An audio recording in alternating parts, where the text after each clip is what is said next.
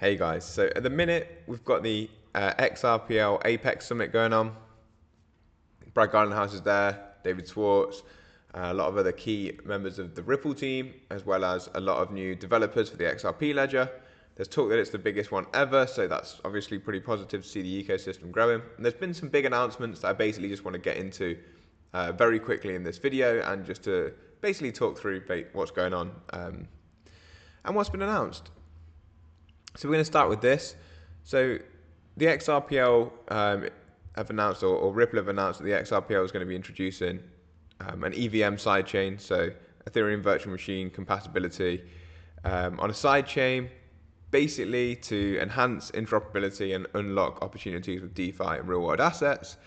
We've seen like a lot of different real world asset like experimentation with Ripple over the last like few years. They talked about for example, one of the things we'll get into here is like Persist is one of the companies like helping with the engineering side of the EVM sidechain, who were the company who tokenized, one of many things they've done is tokenize land on the XRP ledger in Colombia, which is obviously a cool concept. We've also seen Ripple demonstrate on the trial of the e-Hong Kong dollar, like the HKD, they were tokenizing real estate and settling tokenized real estate. So there's a few real world use cases for it already. There's obviously always been speculation that like Ripple were going to help settle derivatives markets, or XRP is. So it's exciting to see a sidechain with EVM compatibility. Gives it basically smart contracts essentially. And this is how it works.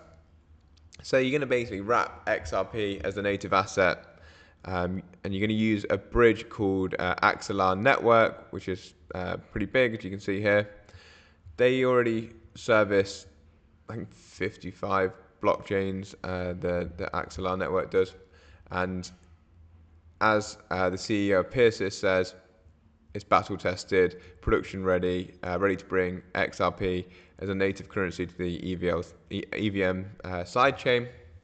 So for those of you who automatically worry about the sound of that, like, oh, they're going to make a sidechain and a new currency because they're going to be calling XRP on this sidechain EXRP.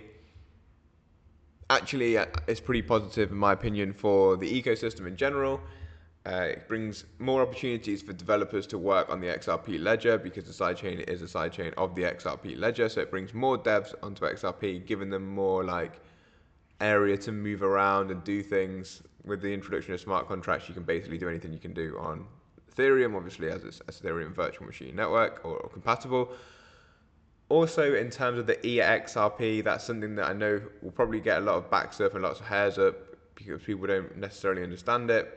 As far as I understand, it will be a one-to-one, like either swap in some cases. With bridges, it's a burn.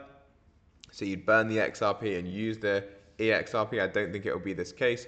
And in most cases, it's like a lock-up sort of thing. So you'll have the XRP frozen on the XRP ledger, and on the sidechain, that EXRP will then be active, and then you want to unwrap that or bridge it back. You bridge it back to your XRP, and then you don't have the EXRP.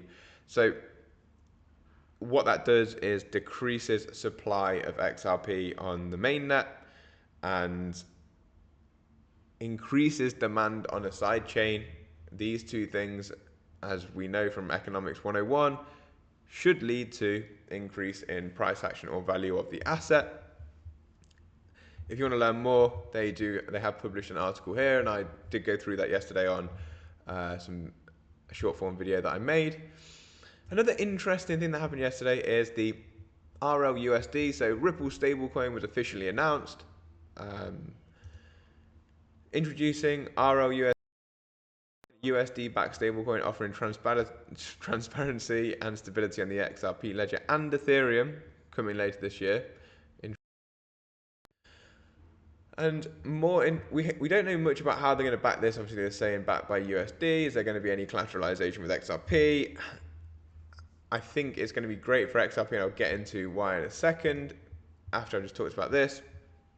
So Jack McDonald, CEO at PolySign, the most like hush hush company, I guess, in crypto, as digital asset investor always says, has joined Ripple of this to be this SVP, the senior vice president of stablecoins, to lead them into bringing their stablecoin to market later this year, as well as the fact Ripple have also earlier in the year planned to acquire Standard Custody, and now the acquisition is complete. So Ripple have bought out Standard Custody and brought along Jack, who's going to stay as the CEO of Standard Custody, but also bring him in to be the SVP of stablecoins in the bringing Ripple stablecoin to market this year. So that's very interesting to me. Standard Custody's another custodian. They already acquired Metaco for 250 mil. Now they've acquired Standard Custody. Ripple arguably have got the best custody standards in the world of Web3. Very interesting. They're bringing a stablecoin into the mix. It does really look like they're trying to pivot towards being the institutional DeFi player with the EVM sidechain. It could be very promising. Like, it's not where I thought XRP was going to go initially, but that use case still does exist, but we aren't quite there on a financial level. As you hear David Schwartz talk about, and we've seen, banks aren't quite ready to be making these transactions, but they might be ready to dabble in the DeFi world. And what better place to do that than with Ripple stablecoin on the XRP ledger, with XRP and now EXRP on the EVM sidechain. And while Ripple have the best custody solutions in the world, it's definitely going to be attractive for institutions to be letting Ripple hold or look after their virtual currencies. And with that, surely they're incentivized to use the XRP ledger and probably the Ripple stablecoin and XRP for transactions, settling transactions. So it's getting interesting, guys. It's getting interesting. It's not the way that I necessarily thought it was going to be, although I don't think that use case is out the window. I just think we were too early to it, at least for now. But Ripple are in the room. You can see they're in the room with the big boys, and they're still trying to stay in the room with the big boys. And if you're in that room for long enough, it's going to be decent. And in terms of XRP price action, guys, we know that the XRP price hasn't been performing well. I'm here with you. It's one of my biggest holdings. In fact, it is my biggest holding by a long way. It's not one of. It's all about sentiment, that is. It's nothing more than sentiment and echo chamber of sentiment. It's always the same in crypto. When price is down and sentiment's low, price stays down and sentiment stays low. When sentiment starts to tick up, price ticks up, and there's a reinforcing circle. Sentiment ticks up, price ticks up, sentiment ticks up, price ticks up. And that's what we're waiting for. Could a catalyst be like the end of the lawsuit? Potentially. That's something that I'm looking for as a potential catalyst.